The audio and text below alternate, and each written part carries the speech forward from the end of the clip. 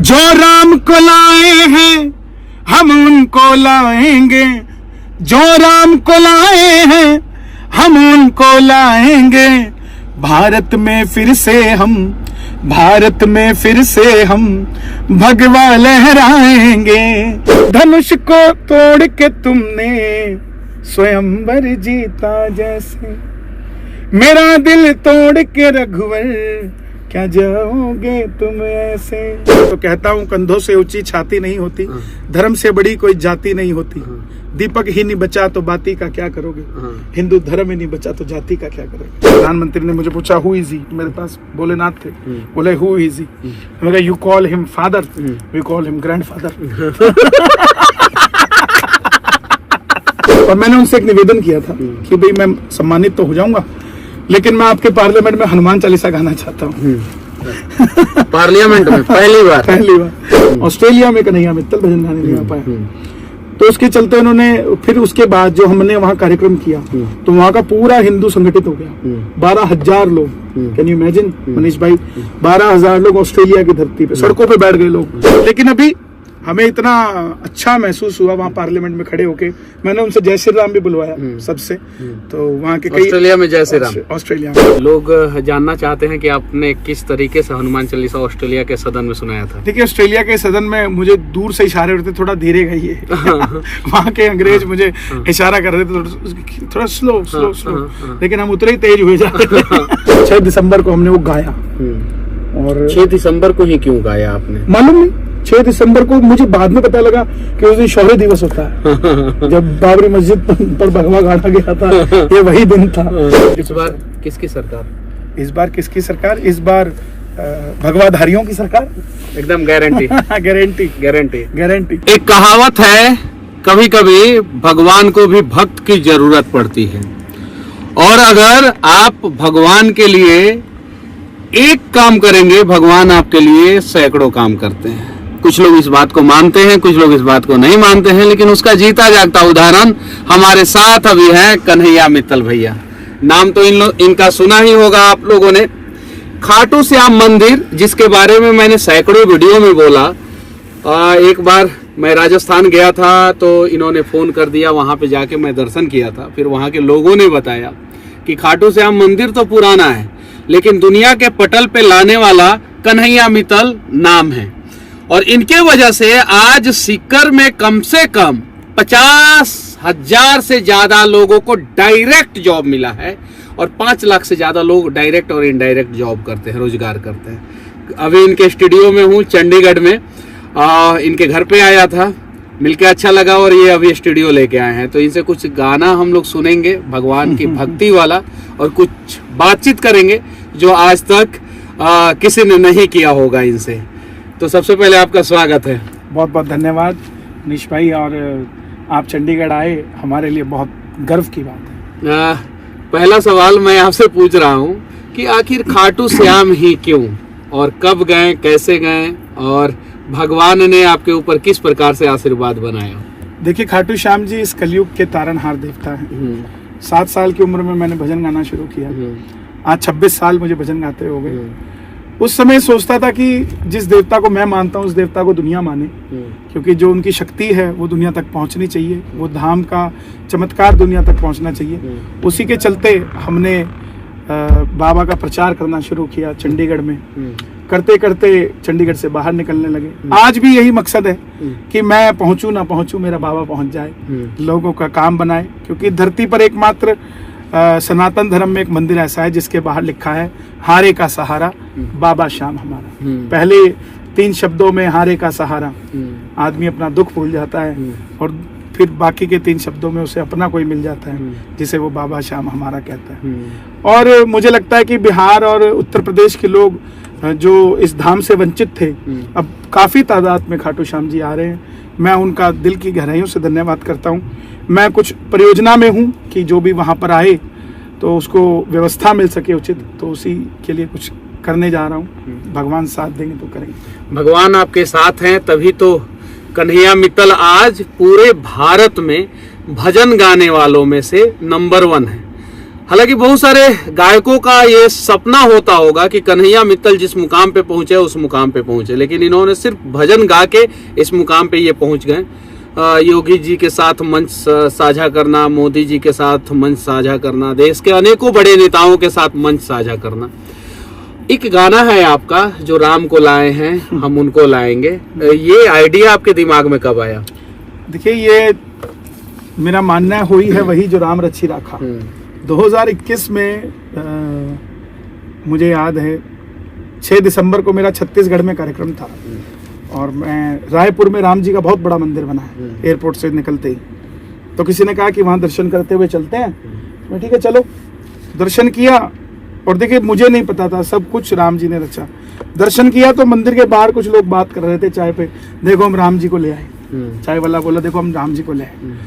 तो बगल वाले ने कहा तुम अकेले थोड़ा ना लाए, यहाँ के लोग, यहाँ के नेता भी तो लेकर आए, लोग भी तो लेकर आए। तो मेरे मन में कहा जब यहाँ ऐसे नेता हो सकते हैं जो राम जी को ला सकते हैं, तो पूरे देश में ऐसे नेताओं को लोगों तक पहुँचाना चाहिए और उनकी चर्चा करनी चाहिए। क्योंकि नेता कहीं ना कहीं भगवान से जुड़ा हुआ होता है। नेता को सिर्फ नेता के नजरिए से नहीं देखना चाहिए। एक डॉक्टर मंदिर में जाता है तो कहते हैं पहली बार कोई व्यक्ति जो है नेता को जो है इतना अच्छा सम्मान दे रहा है। अक्सर लोग जो है नेताओं के बारे में गलत ही बातें करते हैं। वो उनका एक्सपीरियंस होता होगा, लेकिन मैं ये मानता हूँ कि जब तक हम अच्छा सोचेंगे नहीं तो हमें अच्छा मिलेगा नहीं। हम सोचेंगे बुरा तो हमें बुरा ही मिलेगा। एक पौधा अगर हम लगाएंगे धरती पर और ये नेगेटिविटी के साथ लगाएंगे, उसको जितना मर्जी पानी दे दो, लेकिन वो लगा नेगेटिविटी के साथ है, कभी बड़ा नहीं होगा। इसीलिए आप भी जब किसी के लिए पॉजिटिव सोचते हो तो अपने आप वो पॉजिटिव चीजें होती जाती है। तो वहाँ लोग कह रहे कि यहाँ के नेता भी तो लगे राम जी को लाने के लिए, और कुदरती वहां पर योगी जी का तस्वीर लगा था। तो मैंने कहा फिर जो राम को लाए हैं हम उनको लाएंगे। और वहां पर भगवे भगवे झंडे थे, तो मैंने कहा भारत में फिर से हम भगवा लहराएंगे। अच्छा, उसी समय यूपी का इलेक्शन चल रहा था। मुझे इतनी खबर नहीं थी कि ये गाना इलेक्शन में जा सकता है। मुझे लगा ठीक है, अपना यूट्यूब चैनल है, अपन अपने पे डाल देंगे, किसी को अच्छा लगेगा ठीक है, नहीं करेगा तो इग्नोर करेगा, इससे ज्यादा तो कुछ करेगा नहीं। तो हमने उसको 6 दिसंबर को हमने वो गाया। और 6 दिसंबर को ही क्यों गाया आपने? मालूम नहीं, 6 दिसंबर को मुझे बाद में पता लगा कि उस दिन शौर्य दिवस होता है। जब बाबरी मस्जिद पर भगवा गाड़ा गया था, ये वही दिन था। और मैं वही कह रहा हूँ कि वही है वही जो राम रची राखा। 9 दिसंबर को हमने इसे रिकॉर्ड किया, 10 दिसंबर को ये वायरल हो गया। और मुझे लगता है कि वो 9 दिसंबर और 10 दिसंबर की रात कोई ऐसे मेरे ग्रह नक्षत्र जुड़ रहे थे कि उसके बाद मैं घर पे रुक ही नहीं पा रहा हूँ। तब से लेके अब तक महीने में 28 कार्यक्रम। भारत के पहले ऐसे आप भक्ति गाना गाने वाले सिंगर हैं जिनको ऑस्ट्रेलिया का सदन ने सम्मानित किया, और अभी आप ऑस्ट्रेलिया से ही आ रहे हैं। कल शाम को ही आप ऑस्ट्रेलिया से आए हैं। तो आपको ऑस्ट्रेलिया के सदन में सम्मानित जब किया गया तो उस समय आप कैसा महसूस कर रहे थे, और आखिर आपके किस कार्यों की वजह से सम्मानित किया गया? देखिए, पिछले साल हम लोग ऑस्ट्रेलिया गए थे, तो मुझे खालिस्तानियों ने वहाँ थ्रेट किया था कि यहाँ पर ये नहीं आना चाहिए। मुझे नया नाम दिया था उन्होंने, स्टॉन्च हिंदू, कट्टर हिंदू। तो मैं राजस्थान का वैसे मेरा जन्म है, तो मुझे वहाँ के गवर्नमेंट ने पूछा कि खालिस्तानी आपको थ्रेट कर रहे हैं तो आप आना चाहेंगे? तो मैं बोला वो खालिस्तानी है, हम राजस्थानी हैं। हम रुकेंगे नहीं। तो हम वो कार्यक्रम करके आए थे, जिससे कि एक बहुत अच्छा माहौल इंडिया और ऑस्ट्रेलिया का बना। ऑस्ट्रेलिया को हमने जाके ये घोषित करवा दिया कि ये सेफ है। नहीं तो अगर मैं उस समय रह जाता तो न्यूज यही बनती कि खालिस्तान के डर से ऑस्ट्रेलिया में कन्हैया मित्तल भजन गाने नहीं आ पाया। तो उसके चलते उन्होंने फिर उसके बाद जो हमने वहाँ कार्यक्रम किया तो वहाँ का पूरा हिंदू संगठित हो गया। 12,000 लोग, कैन यू इमेजिन मनीष भाई, 12,000 लोग ऑस्ट्रेलिया की धरती पे, सड़कों पे बैठ गए लोग, गाड़ियों की छतों पे चढ़ गए, लेकिन बोले कन्हैया मित्तल आया, उसके समर्थन में 1 किलोमीटर तक का ट्रैफिक जाम ऑस्ट्रेलिया में, मेलबर्न में। तो वो कार्यक्रम हुआ। तब से मुझे कॉल्स आ रही थी कि आपने ऑस्ट्रेलिया दोबारा आना है, तो आपको यहाँ के एमपीज जो हैं वो आपको सम्मानित करना चाहते हैं। तो मिस्टर मैथ्यू जो भी आने वाले लिबरल पार्टी में सीएम का चेहरा होंगे वहाँ के, उन्होंने सदन में मुझे वो सम्मानित किया है। और मुझे ऐसा था, और मैंने उनसे एक निवेदन किया था कि भाई मैं सम्मानित तो हो जाऊंगा, लेकिन मैं आपके पार्लियामेंट में हनुमान चालीसा गाना चाहता हूँ। पार्लियामेंट में पहली बार तो हनुमान चालीसा। उन्होंने कहा ऐसा क्यों? मैं बोला सनातन सबको आशीर्वाद देता है, सनातन के अंदर उसकी खूबसूरती यही है कि उसकी शरण में जो आ जाएगा उसका बेड़ा पार है। तो आप धर्म बदले ना बदले, ये जरूरी नहीं है कि आपको हनुमान चालीसा पढ़ने के लिए आपको धर्म बदलना पड़ेगा, आप अपने धर्म में रहकर भी सनातन को अपना सकते हैं। तो उसके चलते हमने वहाँ महारानी विक्टोरिया की तस्वीर के नीचे खड़े होकर पार्लियामेंट में हमने हनुमान चालीसा किया और वो बहुत वायरल चल रहा है। 1 मिलियन एक दिन में क्रॉस कर गया वो हमारे फेसबुक चैनल पर। और उन्होंने मुझे दिखाई वो छतें दिखाई जो सोने की बनी है, जो भारत से लूटा हुआ सोना था। तो मैंने उनको कहा कि आप हमें हैप्पी न्यू ईयर दे गए, हम आपको हनुमान जी देकर जा रहे हैं, आप खुश रहिए। मतलब ऑस्ट्रेलिया में भी भारत का सोना अब मैं हाँ। ऑस्ट्रेलिया, आप देखिए ना, ऑस्ट्रेलिया काला पानी की सजा थी। और उस समय में जब भारत गुलाम था, किसी को काला पानी की सजा देनी होती थी ब्रिटिश गवर्नमेंट ने, तो उन्हें ऑस्ट्रेलिया भेजा जाता था। तो उसी के चलते ऑस्ट्रेलिया का जो सोना भी था तो वहां पे रखा जाता था। उसके बाद चाइना आया, वहां से लूट कर लेके गया और किया कुछ किया। तो लेकिन अभी हमें इतना अच्छा महसूस हुआ वहाँ पार्लियामेंट में खड़े होके, मैंने उनसे जय श्री राम भी बुलवाया सबसे। तो वहाँ के कई ऑस्ट्रेलिया में जय श्री राम, ऑस्ट्रेलिया में, और वहाँ के एमपीज भी हमारे दोस्त बन गए।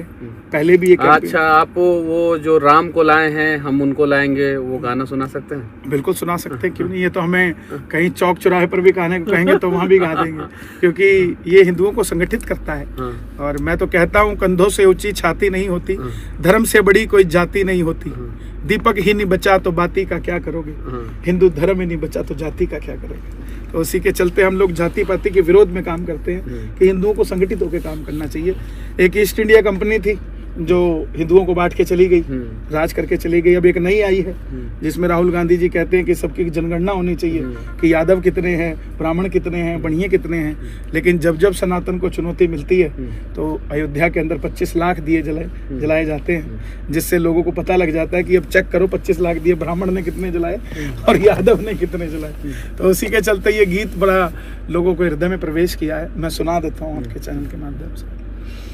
जो राम को लाए हैं हम उनको लाएंगे, जो राम को लाए हैं हम उनको लाएंगे, भारत में फिर से हम भगवा लहराएंगे। अयोध्या भी सजा दी है, काशी भी सजा दी है, और जो बात आप करते हो मैंने जोड़ दी है, कश्मीर सजाया है, पीओके भी सजाएंगे। जो राम को लाए हैं हम उनको लाएंगे। ऊपर से नहीं है राम, अंदर से राम के हैं, बस इसीलिए हम तो बंदे कमाल के हैं, बस इसीलिए हम तो बंदे कमाल के हैं। फेसबुक पर लिख देंगे, ट्विटर पे लिख देंगे, फेसबुक पर लिख देंगे, हम ट्विटर पे लिख देंगे, हम कट्टर हिंदू हैं, हर जगह पे लिख देंगे, हम कट्टर हिंदू हैं, इंस्टाग्राम पे लिख देंगे। जी। ऑस्ट्रेलिया में आपने हनुमान चालीसा सुनाया था, लोग जानना चाहते हैं कि आपने किस तरीके से हनुमान चालीसा ऑस्ट्रेलिया के सदन में सुनाया था। देखिए, ऑस्ट्रेलिया के सदन में मुझे दूर से इशारे होते, थोड़ा धीरे गाइए। वहाँ के अंग्रेज मुझे इशारा कर रहे थे थोड़ा स्लो, लेकिन हम उतरे ही तेज हुए जा रहे थे क्योंकि मुझे पता था ये मौका पता नहीं दोबारा कब मिलेगा कब नहीं मिलेगा। तो एक बार हम युगांडा भी गए, पिछले साल हम युगांडा गए, वहाँ के पीएम से मुझे मिलने का मौका मिला। तो हम यहाँ शंकर भगवान को बाबा कहते हैं, दादा कहते हैं हमारे यहाँ। तो उनके गए तो उनके पीछे वो जीसस रखे थे। तो उन्होंने, प्रधानमंत्री ने मुझे पूछा हु इज ही, मेरे पास भोलेनाथ थे, बोले हु इज ही, मैंने कहा you call him father, we call him grandfather. तो ये हम किसी का वो नहीं कर रहे हैं, किसी का मजाक नहीं उड़ा रहे हैं, हम अपनी सच्चाई बता रहे हैं कि हमारे पास अथाह संपत्ति है, सनातनियों के पास अथाह संपत्ति है, बस आंखें खोलकर उसको देखने की। तो वो हनुमान चालीसा थोड़ा सुना दीजिए आप। वो हनुमान चालीसा हमने जिस तरीके से हम गाते हैं, उसी तरीके से हमने पूरा हनुमान चालीसा उसमें गाया। देश के सभी लोगों से, सभी सनातनियों से कहना चाहता हूँ कि आपको हनुमान चालीसा, गायत्री मंत्र, ये सब चीजें याद रहना चाहिए। और अच्छा लगा आपसे मिलके, और फिर आप दिल्ली आए या बिहार आए, आपका स्वागत है। और एक बार तो आपको हम लोग बिहार लेके जरूर चलेंगे। ये मेरा सौभाग्य होगा कि राम जी के ससुराल में हमें जाने का मौका मिलेगा। और सिर्फ एक बिहार ही ऐसी जगह है जो राम जी का भी कान पकड़ के काम करवा सकती है। और राम जी को हमारे यहाँ मिथिला में जो है वो प्यार से गाली दिया जाता है। हाँ, प्यार से वहाँ पे होता भी है शादी ब्याह के समय। मैं महसूस करता हूँ, मैंने अभी सीता माता के लिए गीत गाया था। हाँ। और मैं आपसे भी निवेदन करता हूँ कि पूरी दुनिया रामनवमी बनाती है, हाँ। सीता नवमी भी हमें बनानी चाहिए। जो मदर्स डे है हमारा, मैं आपसे भी निवेदन करता हूँ, मैं इस मुहिम में लगा हूँ। जो अंग्रेजों का हम लोग मदर्स डे बनाते हैं, उसकी जगह अभी 16 मई को 16 तारीख को सीता नवमी गई है। हम अपने देश के अंदर मदर्स डे बनाएं सीता नवमी के दिन, क्योंकि एक वो माँ है जो धरती से प्रकटी और धरती में ही समा गई, और इसी धरती माता को हम पूजते हैं। वो सीता जो धरती से प्रकटी, शादी हुई तो वनवास में चली गई, वनवास से वापस आई तो फिर दूसरे वनवास में चली गई, उसको तो कभी महल मिला ही नहीं, कभी नहीं। अब अयोध्या में जाके उसको दोबारा से महल मिलने जा रहा है। तो सिर्फ राम नवमी नहीं, हमें सीता नवमी भी बनानी है। उसी के चलते मैं निवेदन करता हूँ आपके चैनल के माध्यम से पूरे भारत को कि हमें सिर्फ सीता राम, आगे सीता पीछे राम, तो हमें उनका ध्यान रखना। मैंने उसी के चलते 16 मई को एक भजन भी रिलीज किया है, सिया के राम। मुझे लगता है आपके बिहार के लोग लोगों ने सुना है, बहुत प्यार देंगे उसको। और वो मेरा क्रिएट किया हुआ संवाद है कि जिस समय 2 लाइन उसका जिस समय दशरथ जी ने राम जी को वनवास कहा, तो उस समय सीता जी वहां नहीं खड़ी थी। हमारे घरों में भी जब पिता बात करता है तो बहू नहीं साथ में खड़ी होती, वो कमरे में इंतजार करती है कि पति को ससुर जी ने क्या कहा है। तो सीता जी नहीं खड़ी थी। और ऐसा नहीं हो सकता कि राम जी अंदर कमरे में गए हों और कहा हो कि मैं वनवास जा रहा हूँ, और सीता जी ने कहा होगा ठीक है मैं भी चलती हूँ, और राम जी तुरंत मान गए होंगे। ऐसा तो नहीं हो सकता। नहीं, ऐसा नहीं। तो वो उसी संवाद को मैंने उठाया है। तो सीता हाथ जोड़कर कह रही है, धनुष को तोड़ के तुमने स्वयंवर जीता जैसे, मेरा दिल तोड़ के रघुवर क्या जाओगे तुम ऐसे, चाहे दासी बना कर ले जाओ, चरणों से लगा कर ले जाओ, कैसे भी कर कर ले जाओ, मुझे ले जाओ, मुझे ले जाओ, तन मन वारा रघुवर तुम पे, कैसे रहूंगी बिना नाथ, आगे सीता पीछे राम, आगे सीता पीछे राम, सीता राम सीता राम, आगे सीता पीछे राम। बहुत अच्छा। और उम्मीद करता हूं कि चुनाव के बाद अगले महीने में आप एक बार बिहार आएंगे। उस समय ये थोड़ा कम रहता है, लगन कम रहता है, और भी बहुत सारी चीजें कम रहती है, पूजा पाठ भी थोड़ा कम, लेकिन जिन लोगों की लगन राम से रहती है वो बहुत रहती है। तो उसके लिए मैं आपको जो है सीतामढ़ी में आमंत्रित करूंगा और चंपारण में आमंत्रित करूंगा। आखिरी में एक सवाल राजनीति पे, चूंकि मैं भी पॉलिटिकल पार्टी से जुड़ा हूँ और आप भी भविष्य, मुझे लगता है आज आप पहली बार नॉन पॉलिटिकल आदमी से बात कर रहे होते। पूरा चुनाव में तो यही चला, और पहली बार मैं किसी नॉन पॉलिटिकल व्यक्ति का इंटरव्यू ले रहा हूँ। लेकिन राजनीति आपको कैसी लगती है, और आपके जैसे लोगों को, स्वच्छ छवि के लोगों को, भगवान में आस्था रखने वाले लोगों को राजनीति में आना चाहिए कि नहीं? देखिए, मेरा ये मानना है कि एक साधारण से आदमी को आप उठाइए, उसको कहो कि वोट किसको देगा, वो अपना मत नहीं बताएगा, लेकिन दूसरी बात करता है कि कमाना खाना तो खुद ही पड़ता है। समझिए, कमाना खाना रहना सहना सब उसको खुद करना पड़ता है। बैकेंड पे रह जाती है हमारी संस्कृति, हमारा धर्म, हमारा देश किस लिए जाना जाता है।